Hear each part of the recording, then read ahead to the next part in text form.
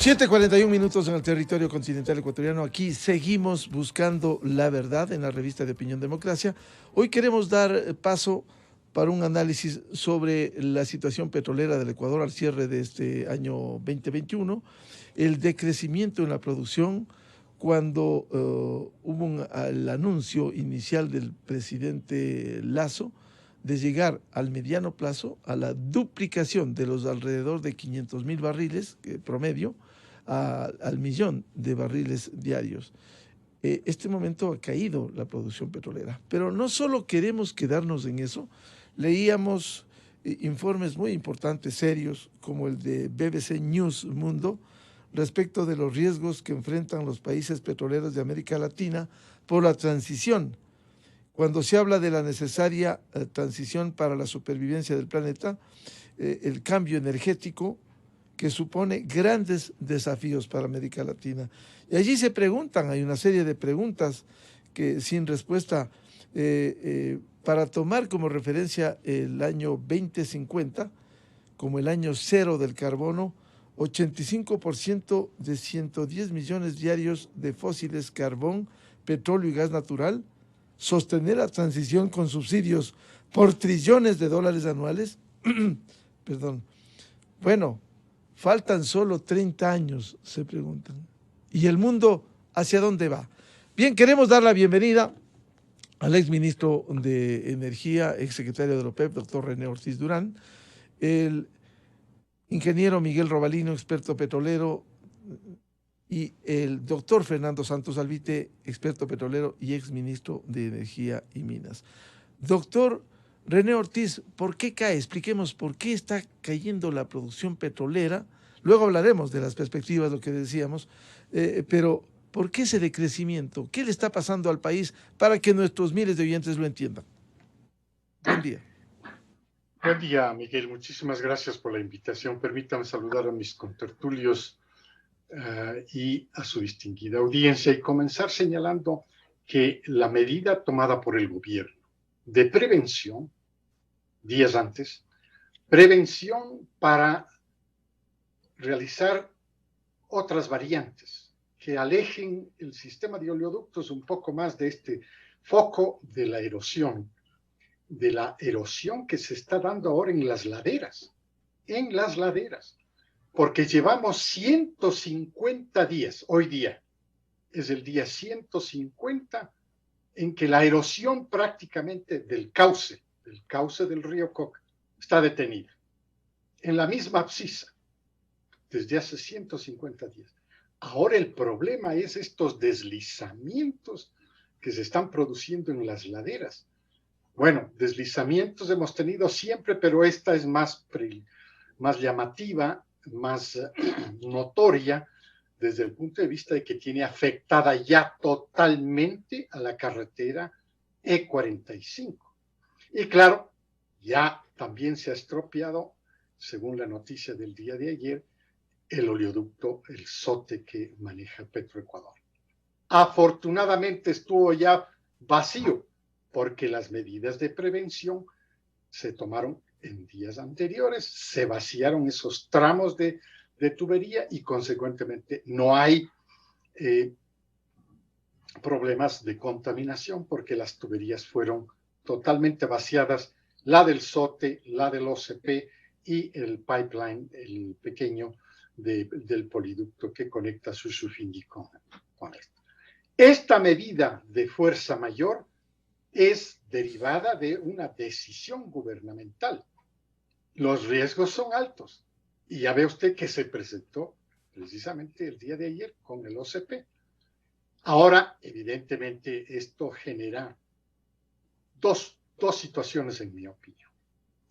La primera situación es bastante compleja desde el punto de vista de que ya no se va a poder cumplir con la meta del 2021. Definitivamente ahora sí la meta del 2021 de un nivel de producción de 530.000 barriles incumplible. No se puede. No existen las condiciones, al contrario, existe un deterioro completo de la condición Y la segunda situación que se presenta es que ahora el gobierno sí se tiene que acelerar, tiene que acelerar al máximo todas estas decisiones que fueron planteadas en la Ecuador Open for Business, que son 22.000 millones de dólares de inversiones que tiene configuradas el gobierno en esta propuesta y tiene que acelerar los procesos. Y esos procesos los va a tener que acelerar primero con los temas de coyuntura, naturalmente, estos que estamos viviendo en este momento, porque en este instante el único ramal que todavía subsiste de producción es el que conecta Villano con Baeza y Yuralpa con Baeza. O sea, la parte del oriente central todavía tiene esa capacidad de abastecer y va hasta Baeza y desde Baeza continúa hasta Balao. Y esta evidentemente está funcionando, no ha tenido interrupciones. La que tiene interrupción notoria es la de la producción del nororiente, claro, es la más significativa. Hay una caída de la producción de más de 200.000, no, creo que es más de 300.000 en total, 300.000 barriles.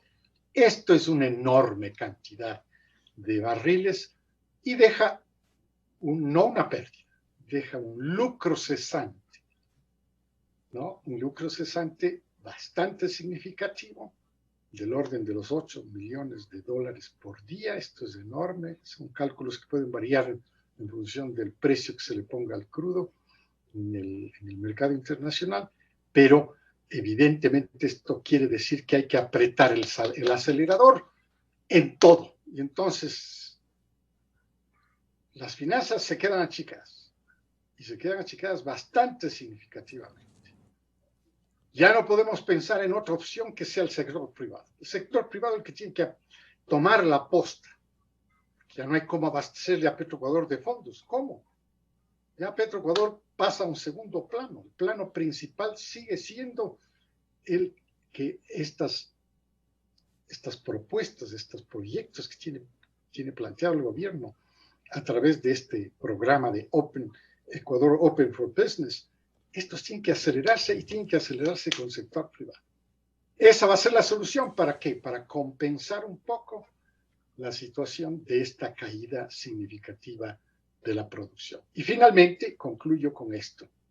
No son buenas las perspectivas para el 2022. De acuerdo con el Energy Information Administration de los Estados Unidos, el año 22 los precios van a bajar. Los precios del petróleo van a bajar. Vamos a ver cómo se comporta. Son pronósticos. No anticipemos nada más que eso. Son pronósticos, pero vamos a ver cómo se comporta el 2022. Nadie esperaba lo que ocurrió precisamente en este 2021.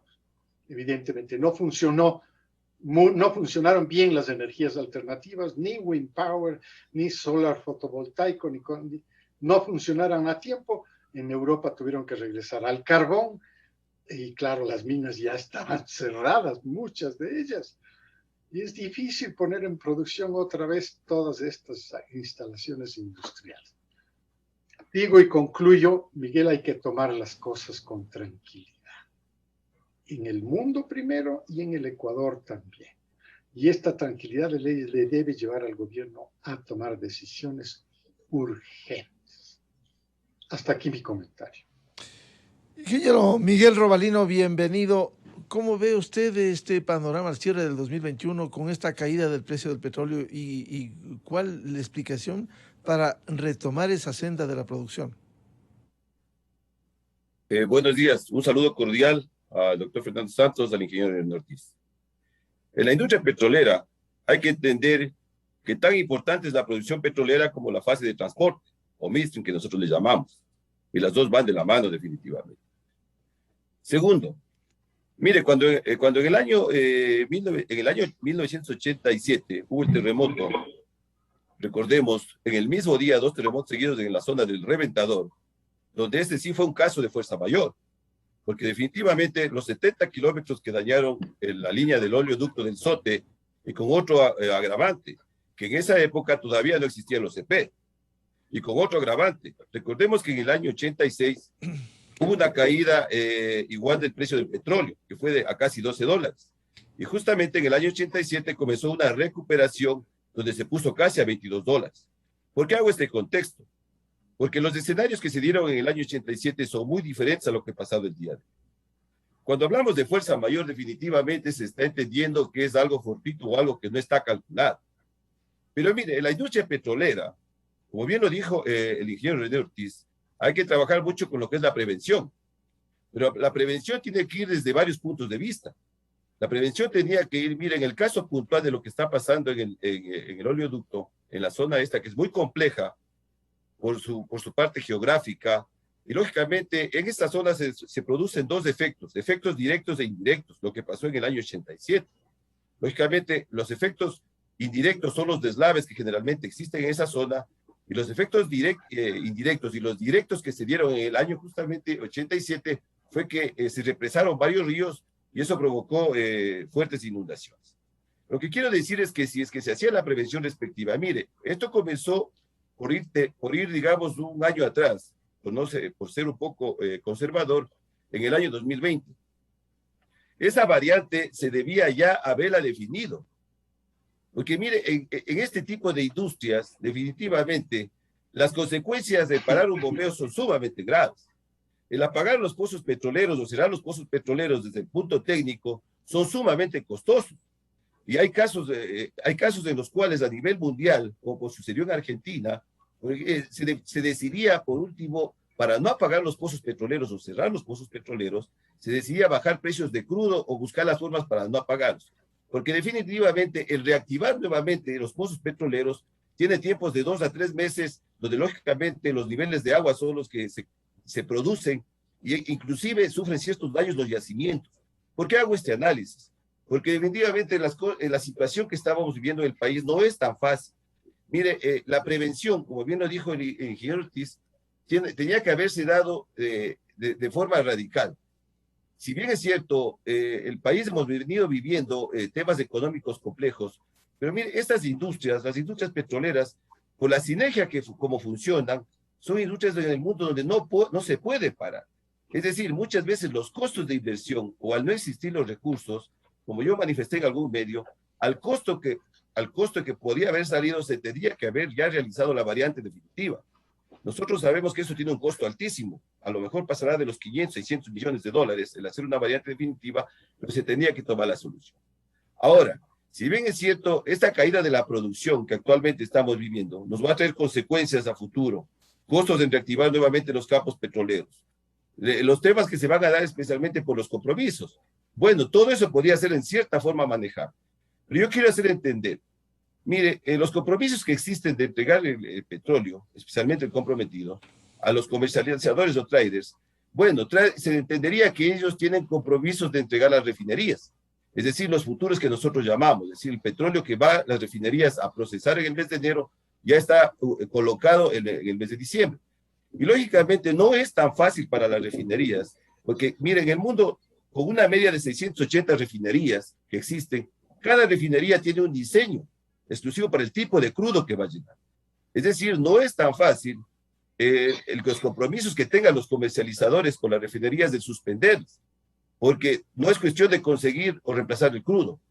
Obligado lo tendrán que hacer, pero tienen que buscar un crudo, como nosotros le llamamos el asayo, es decir, con la identidad que requiere la refinería para poder producir. Entonces la consecuencia va más allá. Ahora, bueno, ¿qué es lo que se tiene que hacer? Porque seamos proactivos. Yo también parto de que las cosas están dadas, ¿sí? Pero ¿qué es lo que tenemos que hacer?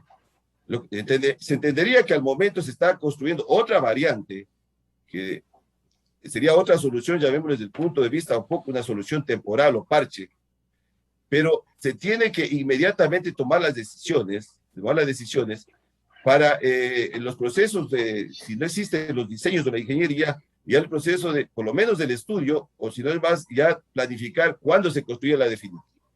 Entonces, si bien es cierto el contexto que yo he manifestado, en el país actualmente, yo sí puedo indicar, y cómo se han dado las cosas, que sí se pudo evitar esta situación. Yo entendería que contra la naturaleza, y totalmente de acuerdo, los pronósticos no se pueden definir, Pero en el caso puntual de lo que ha pasado, yo creo que sí se pudo tomar los correctivos del caso. Nosotros hay, como yo he manifestado, hay dos cosas que definitivamente desde la industria petrolera nosotros no la manejamos. El primero es el precio, que es una variable independiente, que definitivamente eso no lo podemos nosotros. Lógicamente, la única manera que todos los países que producimos petróleo, para contrarrestar esa volatilidad del precio, lo que tenemos que hacer es ser eficientes y costos de producción bajos, ¿sí? Entre otras cosas. Entonces, eso por un lado. Y por otro lado, totalmente de acuerdo que fuerza mayor, como decir, terremotos o una catástrofe, tampoco la podemos predecir. Esas son las dos únicas, llamémosle, variantes que nosotros no controlamos. Entonces, lo que ahora, el compromiso que tiene el gobierno, yo entendería que Petroecuador tiene que entrar a una planificación de emergencia. Yo he planteado que, bueno, ahora que se han cerrado líneas de flujo y todos los campos petroleros, se aproveche para hacer mantenimiento de esas líneas. O sea, del mal momento también utilicemos algo, porque los campos petroleros también han tenido un descuido total. Yo he visitado los campos petroleros justamente por el trabajo que yo mantengo con la empresa privada, y es sumamente crítico ver cómo están. Entonces yo he dicho, mire, aprovechemos ahora que se han apagado, digamos, se han cerrado de cierta forma las líneas de flujo para hacer mantenimiento. Es una buena oportunidad, por un lado. Lógicamente, por otro lado, una planificación. En el caso, como bien lo manifestó el ingeniero Ortiz, tenemos el ramal Villano, que es uno de los que va a quedar funcionando. Hay alternativas como si queremos sacar crudo liviano hacia la refinería de la Libertad a través de Lota, el oleoducto transandino, que también podríamos sacar por cabotaje. Bueno, seamos optimistas y tenemos que apoyar las ideas del gobierno, porque de desastres no vamos también a ser agoreros. Pero sí, también hay que reflexionar que sí se pudo prevenir y esa es la parte importante. Hasta ahí mi intervención. Si bien se podía prevenir, esta es la realidad a la que estamos abocados. Doctor Fernando Santos Alvite, exministro, gracias por comparecer a la revista de Opinión Democracia. ¿Cómo ve usted esta situación, esta caída de la producción petrolera y sus perspectivas? Muy buenos días, Miguel. Buenos días a los dos Migueles y a René. Mire, yo quisiera brevemente hacer un análisis de los efectos inmediatos y a largo plazo de este problema. Los efectos inmediatos, ya la producción el día de hoy caerá a, como decía René, 15 mil barriles por día, porque la mayoría de los campos no están en producción, han sido cerrados, solo hay unos, el Villano y el Yuralpa, que tienen el acceso directo al oleoducto en la parte que no está dañada. ¿Cuánto va a durar esta suspensión de la producción?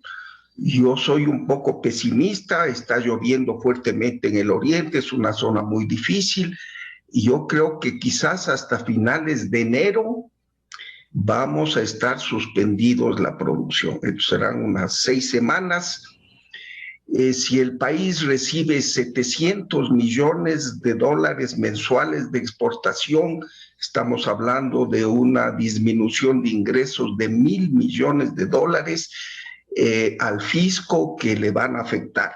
Obviamente podrá recuperarse, es un problema más de flujo de caja que de pérdida, se recuperará en el futuro, pero sí le va a desequilibrar a las finanzas públicas. El Estado no pagará a los contratistas, los contratistas no pagarán a los subcontratistas, y viene una cadena de problemas. También, como dice Miguel Robalino, hay que pensar ya en una solución definitiva. La 8ª o 9ª variante están jugando el sin que te roce con el río, y hay que hacer una variante para alejarnos definitivamente de este problema. En cuanto a los efectos a largo plazo, yo me temo que van a ser muy, muy serios y graves. Este gobierno, con mucha ilusión, quería fundamentar el progreso del país, en su desarrollo en el sector petrolero.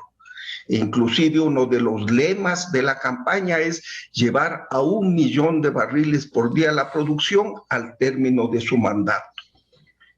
creo que este noble propósito hay que abandonarlo. No va a ser posible hacerlo.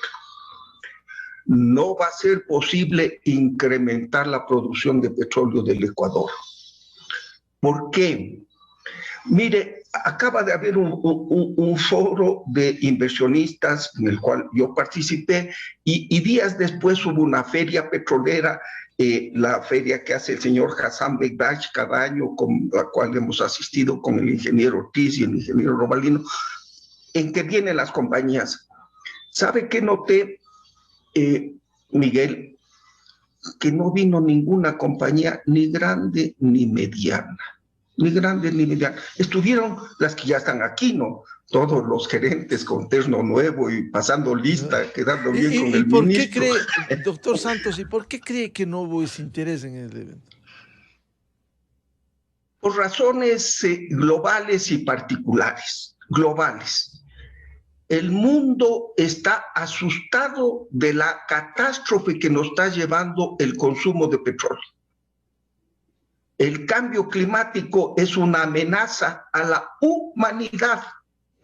Hace pocos días en Glasgow, en Escocia, al calor de unos buenos whiskies, todos los líderes mundiales se han comprometido a utilizar menos petróleo. Menos petróleo. La Agencia Internacional de Energía, que es la OPEP de los países consumidores, la institución más importante, más sabia y más preparada en la industria petrolera, recomendó hace pocas semanas que ya no se invierta más en búsqueda de petróleo. Ni un centavo más, dijo, que lo que hay ya se vaya consumiendo, ya no se encuentre más petróleo. ¿Por qué? Por el problema climático. Entonces, el Ecuador no solo sufre de este problema, sino un adicional, Miguel. Es una de las zonas más frágiles del planeta. Mire, la Amazonía ya tiene una muy mala fama de las malas prácticas de Petroecuador. Hace pocos meses, 6 bancos europeos se negaron a financiar las exportaciones de crudo ecuatoriano, diciendo que ya no quieren financiar operaciones en la Amazonía que son destructoras del medio ambiente. Una compañía va a un banco a pedirle inversiones en petróleo, le dice, ¿dónde va a invertir? En el Ecuador. Ni de chiste, ni de chiste. Una zona tan frágil que está en riesgo de destrucción, y encima viene el problema del transporte, que los oleoductos están en una zona de riesgo. Ese es el problema global. Y el segundo problema es la mala fama del Ecuador, lamentablemente. El gobierno de Correa votó a las más grandes compañías del mundo, a las que nos hubieran ayudado a subir la producción, a la Occidental, a la Perenco, a la Murphy, a la Petrobras. Tuvo problemas con la Chevron, que es la segunda petrolera más grande de los Estados Unidos. Si bien hay un gobierno serio hoy del presidente Lasso, pero no va a durar los 20 años que demanda una producción petrolera. Entonces, por este problema mundial de alejarse las inversiones del petróleo y por este problema particular de la mala fama del Ecuador, que todavía no se borra, no van a venir las compañías. Entonces, en lugar de soñar en que vamos a ir al 1.000.000 de barriles y que eso va a dar miles de millones de dólares a la economía del país, nos olvidemos, seamos realistas. Pero en cambio, esas son las malas noticias. Las buenas noticias, Miguel, en este foro de inversiones vi a todas las compañías mineras más grandes del mundo, todas. Increíble, le digo, puestos los ojos en el Ecuador. La minería es el futuro. Pero cuidadito, estamos dando pasos en falso. Hace poco la Corte Constitucional ha ratificado una sentencia ridícula de una Corte Provincial de Imbabura, ridícula, en la cual hace un daño terrible a la industria minera. Y la Corte Constitucional, ¿qué le pasa? Póngase la camiseta de ecuatorianos. Todos los días hay enemigos de la minería. Hay que hablar con las comunidades, con estas organizaciones y decirles, señores, olvídense del petróleo. Miguel, el año siguiente, en el 2022, vamos a celebrar 50 años de la industria petrolera. En el año 1972, en agosto, comenzó la exportación con ese famoso barco Texaco Ana Cortés y el barril de petróleo que le llevaron en procesión de al templete de los héroes. Entonces son 50 años. Y ha sido suficiente, el petróleo ha cambiado al país en estos 50 años. Éramos el país más pobre de América, el segundo. Somos un país de ingreso medio, pero ya no más va el petróleo. Pongamos los ojos en la minería, pero seamos sensatos con la minería, evitemos los problemas con el petróleo, la corrupción, el mal uso. Así es que esta ha sido una campanada. La naturaleza nos ha hecho ver el problema terrible del petróleo, que ya está en sus estertores. No durará 5 o 10 años, pero máximo 15.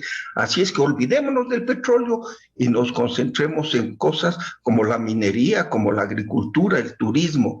Pero llegar al 1.000.000 de barriles es una linda meta que suena hasta muy bonita.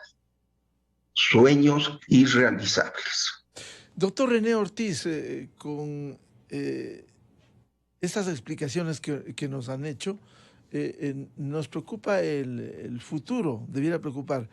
Estas condiciones de la situación petrolera, estas perspectivas buenas de la minería, pero habrá que generar seguridad jurídica, confianza con estos dictámenes, como bien ha señalado el doctor Fernando Santos de la Corte Constitucional.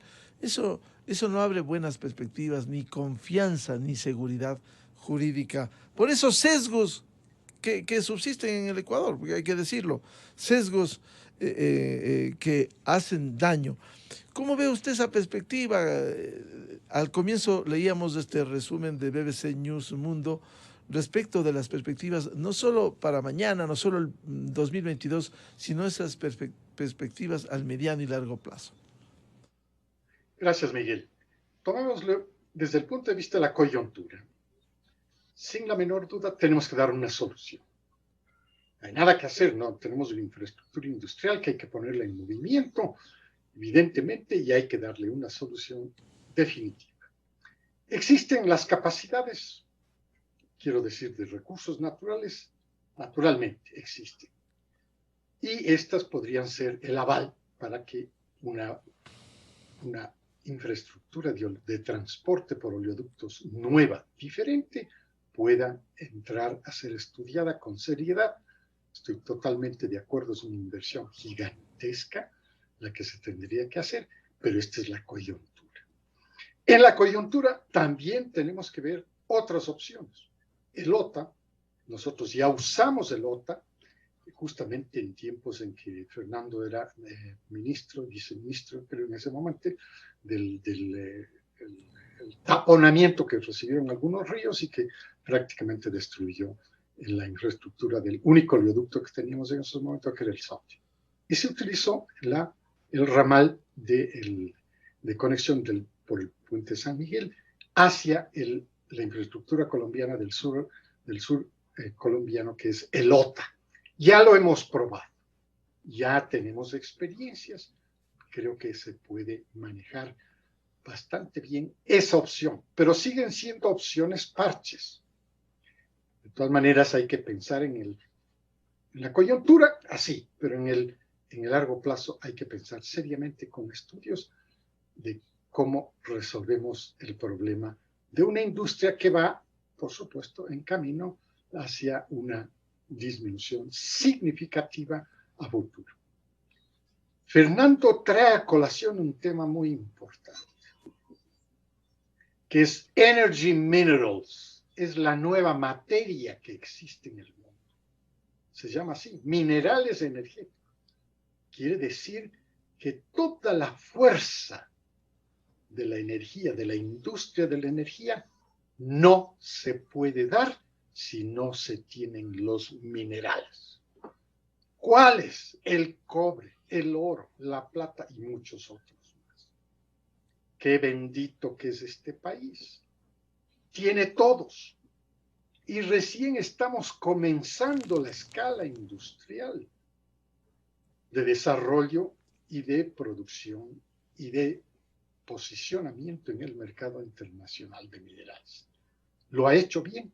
Ahí está, funcionando perfectamente los que lograron ya posesionarse en el mercado internacional de minerales, que son 2 minas, la de Mirador y Fruta del Norte. La una produce cobre, esencial para la vida futura del consumo de energía, porque si no hay cobre no hay transmisión de la energía, los electrones no se mueven. Igualmente para los usos para los otros minerales. Entonces, el doctor Santos, y yo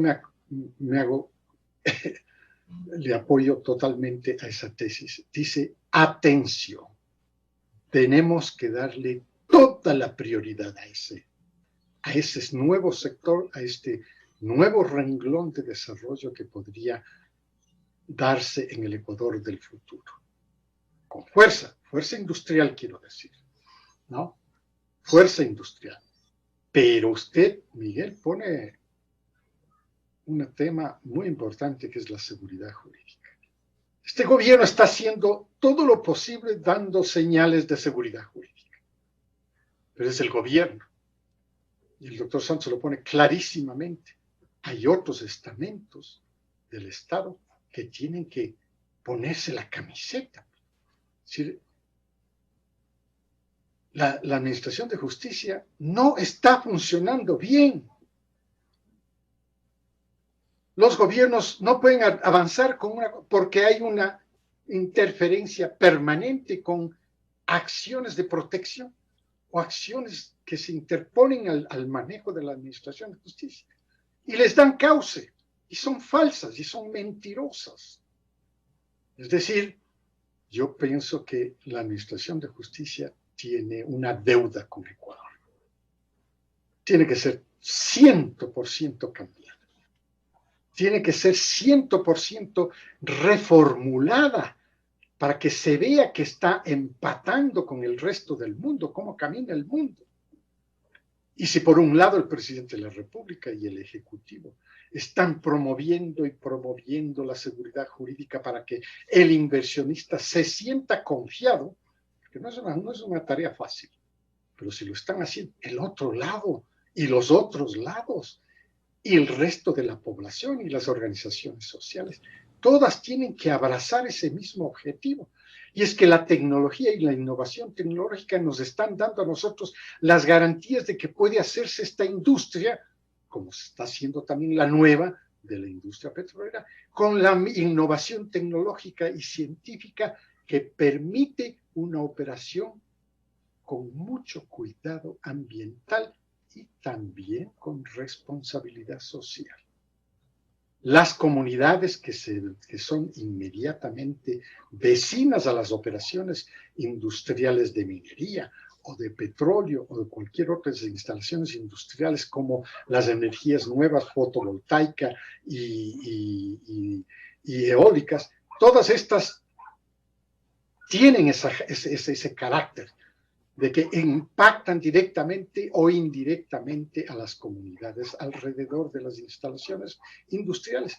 Pero tenemos una muy buena experiencia, Miguel, en el manejo de estos temas ambientales y en el manejo de las relaciones con las comunidades vecinas a estas operaciones industriales.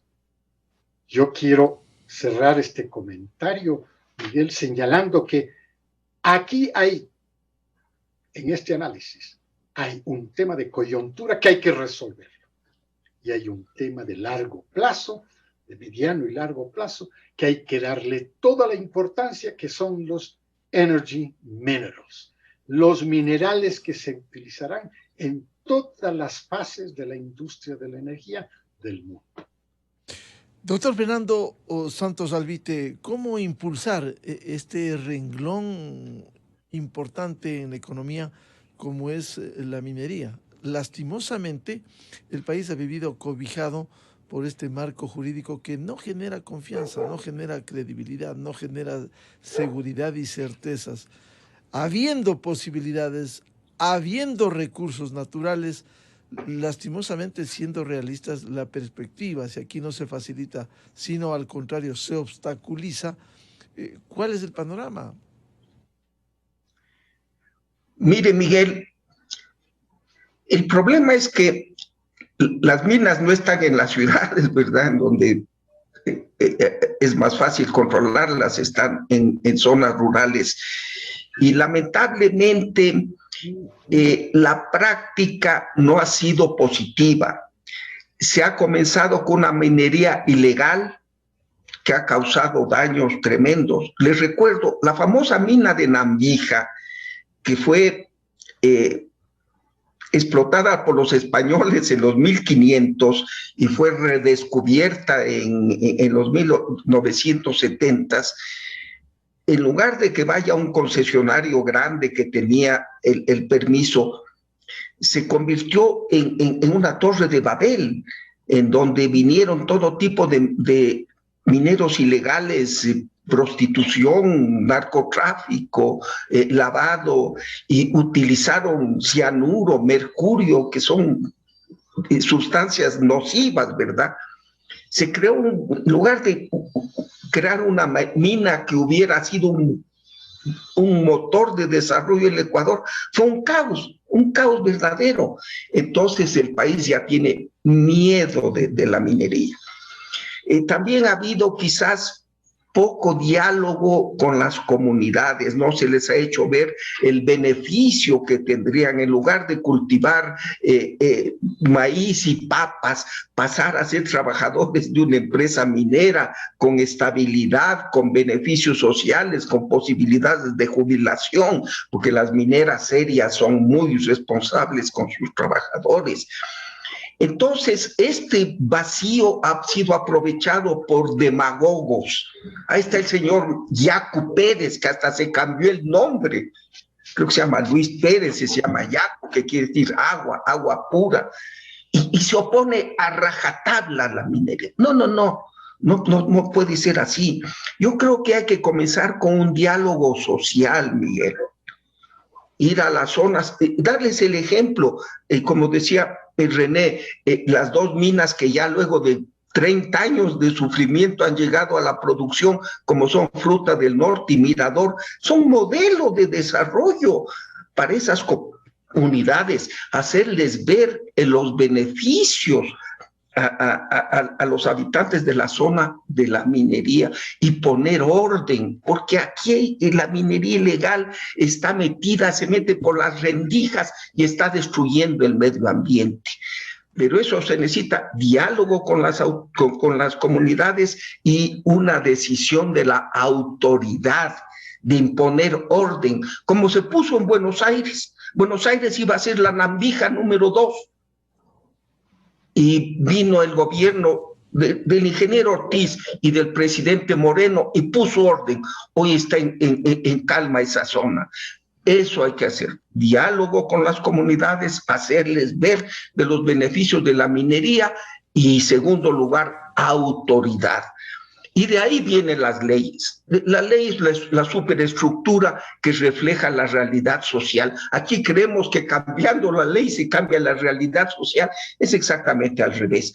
Así es que darle toda la prioridad a la minería. Decir, señores, qué lindo, 50 años de petróleo hemos gozado. Gracias, Marianita de Jesús, por darnos este beneficio, pero hasta aquí llegó. Y de concentrarnos a la minería e ir a la Azuay. Es lamentable, Miguel, que Azuay, una provincia que expulsa a sus ciudadanos. 100,000, creo que azuayos han viajado en los últimos meses de ilegales a los Estados Unidos. 100,000, por favor, que podían trabajar en la industria minera, porque el suelo ya es árido.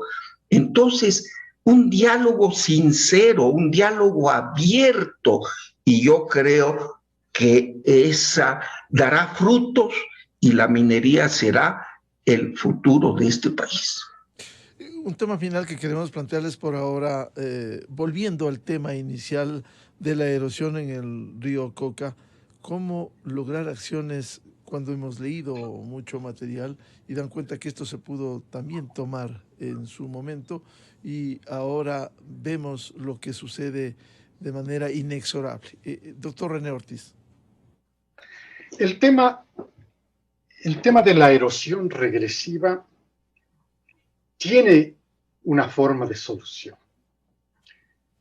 El SELEC inició un proceso después de que se derrumbó febrero de 2020, cuando se derrumbó la cascada San Rafael. Evidentemente dio una alerta importante para que científicos, estudiosos, geólogos de gran experiencia entraran a formular propuestas de cómo contrarrestar este fenómeno de la regresión, de la erosión regresiva en el lecho del río. Y es que este fenómeno es de la era paleolítica y lo estamos intentando controlar. Se hicieron igualmente dos proyectos muy importantes de prevención. El primero era se llama el de enrocado, y esto evidentemente se tomó la época de pocas lluvias, de bajos caudales, y esto es un movimiento gigantesco de rocas para frenar la fuerza del río. Luego viene otro proyecto que era la contenerización, que era interponer en el cauce del río contenedores llenos de concreto.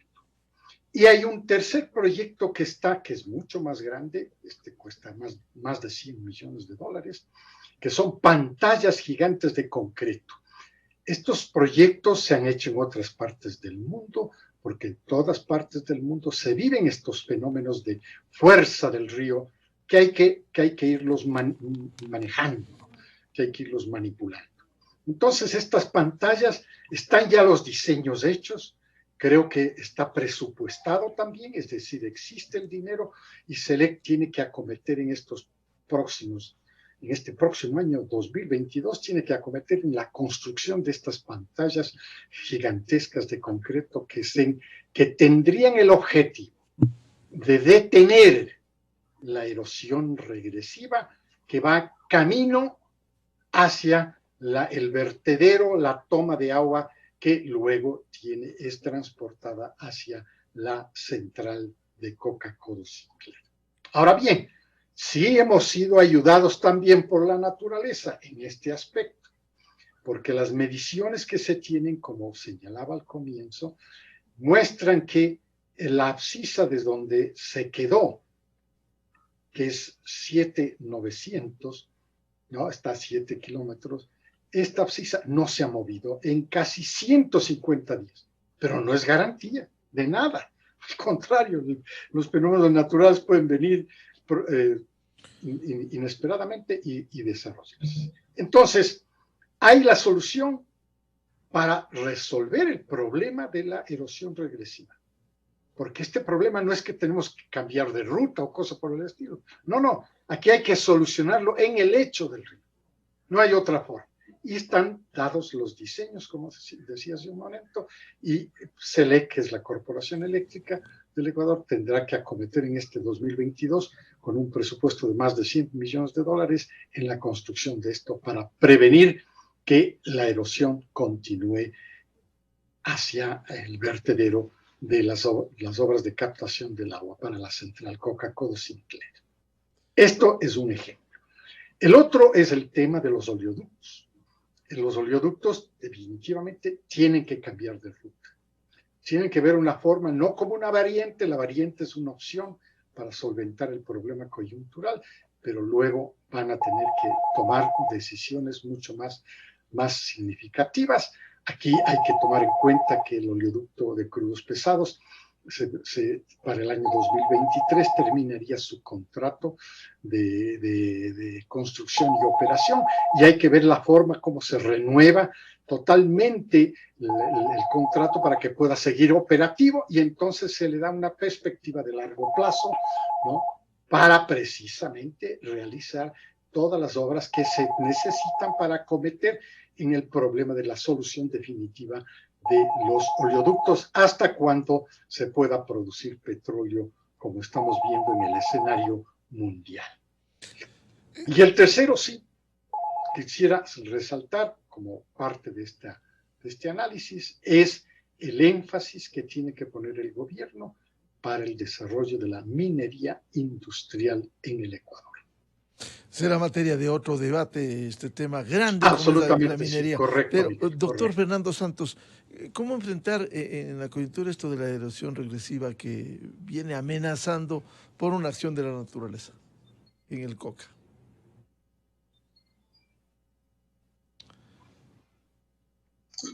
Miguel, los mismos miembros del Cuerpo de Ingenieros del Ejército de los Estados Unidos, que son quizás la autoridad máxima mundial en esta materia, están sorprendidos de este fenómeno que nunca han visto. Pero quizás, como ya dijo el ingeniero Ortiz, la solución para el Coca es estas obras emergentes. Me concentraría en el oleoducto, en los 3 oleoductos, los 2 oleoductos y el poliducto. Hay que hacer una variante radical, alejarse lo más posible del río 10, 50, 60 kilómetros, porque se está comiendo a una gran velocidad la ladera. Esto va a costar 500 o 600 millones, como ya lo dijo el ingeniero Robalino. El Estado no tiene ni para comprar medicinas para el seguro social. No tiene esa plata y no tiene la técnica. Como dice el ingeniero Ortiz, el OCP, que es una empresa modelo en su manejo, en su concepción, en su seriedad, se le termina en el año 2023 el contrato. Se le puede decir, señores OCP, le extendemos el contrato, pero ustedes financien una variante y radical y definitiva de los oleoductos. Pongan la plata, pongan la tecnología, porque tampoco le vamos a dar a Petroecuador la plata luego de lo que pasó en las refinerías. No. Estamos hablando de cientos de millones, hay que ser muy cuidadosos. Así es que pedirle al OCP que haga una variante definitiva, 50, 80 kilómetros, lo máximo posible, alejados del río, y que en esa obra lo haga no solo para oleoductos, sino también para los oleoductos del Estado. No veo otra solución, Miguel. Bien, muchas gracias por el aporte para hablar no solo la coyuntura, lo que sucede en el río Coca y la erosión por acción de la naturaleza, sino nuestras perspectivas petroleras y fundamentalmente las mineras, que nos comprometemos a volverles a invitar para que en el marco de lo que el Estado tiene que hacer, generar seguridad jurídica, permite abrir estas puertas que tiene el Ecuador. Al doctor René Ortiz, al doctor Fernando Santos Albite y al ingeniero Miguel Robalino, muchas gracias por el aporte y por hablarnos con propiedad de estos temas. Muy amables. Gracias, Miguel. Buenos días. Gracias. Muchas gracias. 8:29 minutos en el territorio continental ecuatoriano, aquí buscando la verdad. Vamos a hacer una pausa publicitaria y volvemos con el general de policía Juan Carlos Rueda para hablar de esta grave denuncia que formulara el embajador de los Estados Unidos de América en Quito, Michael Fitzpatrick, esta frase lapidaria que dio: en el Ecuador hay narcogenerales. Miguel Rivadeneira en la revista de Opinión Democracia. Bienvenidos al microinformativo de la hora. Ante el inminente daño del sistema de oleoductos de Ecuador,